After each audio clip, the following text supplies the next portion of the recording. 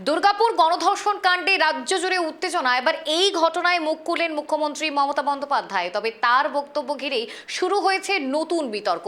এই বক্তব্য ঘিরে তীব্র বিতর্ক, সমালোচনার ঝড়। মুখ্যমন্ত্রীর বক্তব্যে কোথাও যেন অপরাধের দায় চাপানো হলো ভুক্তভোগীর ওপরে, এমনই অভিযোগ উঠেছে একাংশ সমাজকর্মী, বিরোধী রাজনীতিক এবং নারী অধিকার কর্মীদের তরফে।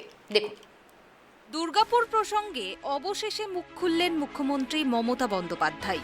রবিবার উত্তরবঙ্গের উদ্দেশ্যে যাওয়ার পথেই সাংবাদিকদের মুখোমুখি হন তিনি।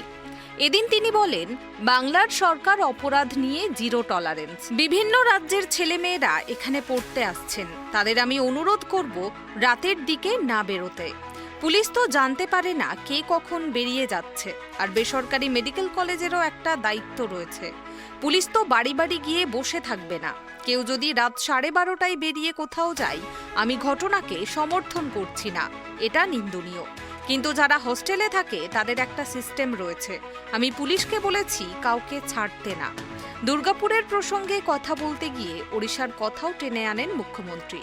তিনি বলেন, বলে রাখা প্রয়োজন, গণধর্ষণের শিকার হওয়া ওই ডাক্তারি পড়ুয়া ওড়িশার জলেশ্বরের বাসিন্দা।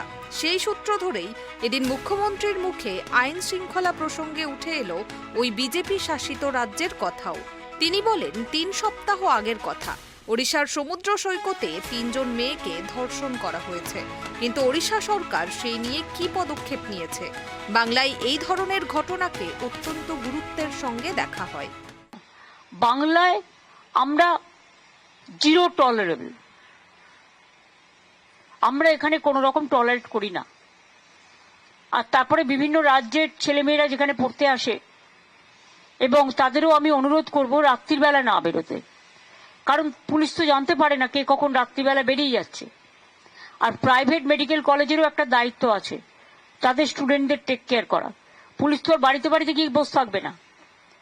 কেউ যদি রাত্রি 12:30টায় বেরিয়ে কোথাও যায়, ঘটনাটা নিন্দনীয়, আমি ঘটনাকে সাপোর্ট করছি না।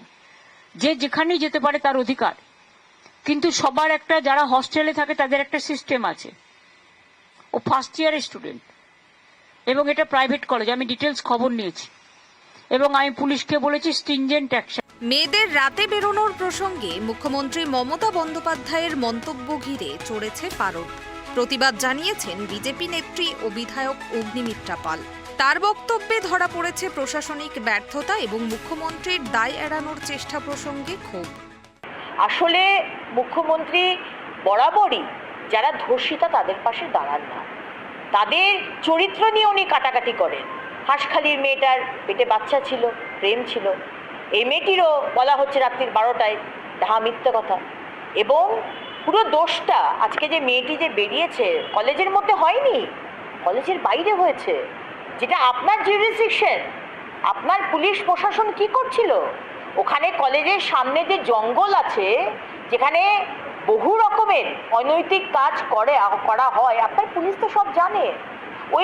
ওই রাস্তাটাতে একটা লাইট নেই।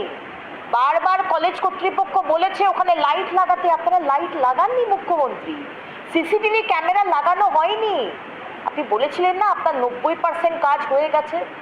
আপনি ঘাট থেকে দোষ ছাড়ার চেষ্টা করবেন না। আমরা জানি আপনি পদত্যাগ করবেন না, আমরা চিৎকার করি আপনি পদত্যাগ করুন, আপনি পদত্যাগ করবেন না, আমরা জানি। বাংলার মানুষ আপনাকে পদত্যাগ করাবে। আপনি টার্ম শেষ করুন এবং 2026-এ আপনার সরকার আর থাকবে না। কারণ আমরা মহিলারা এই রকম, যার কোনো দায়বদ্ধতা নেই, যে সরকারের কোনো অ্যাকাউন্টেবিলিটি নেই মহিলাদের প্রতি, আমাদের 1000 টাকার লক্ষ্মীর ভাণ্ডার এক হাতে দেবেন আর অন্য হাতে আমাদের ধর্ষণ করাবেন, ধর্ষিত হব আমরা, এটা আমরা হতে। নারী নিরাপত্তা ও স্বাধীনতার প্রসঙ্গে মুখ্যমন্ত্রীর মন্তব্য এক গভীর বিতর্ক উস্কে দিয়েছে। মেয়েদের রাতের সময় বাইরে বেরোনো উচিত নয়, এই বক্তব্য অনেকের চোখে ভিকটিম শেমিং বা ভুক্তভোগীকেই দোষ দেওয়ার শামিল। নিরাপত্তার দায়িত্ব ব্যক্তির ওপর চাপিয়ে দিলে প্রশাসনের দায় খাটো হয় না, এই বার্তাই দিচ্ছেন সমাজকর্মীরা। নারী নিরাপত্তা তখনই নিশ্চিত হবে যখন রাষ্ট্র মেয়েদের চলাফেরা কবে, কখন, কোথায় এই প্রশ্নে নয়, বরং অপরাধীকে ধরার ও শাস্তি দেওয়ার উপর গুরুত্ব দেবে। Bureau report, KTV Bangla.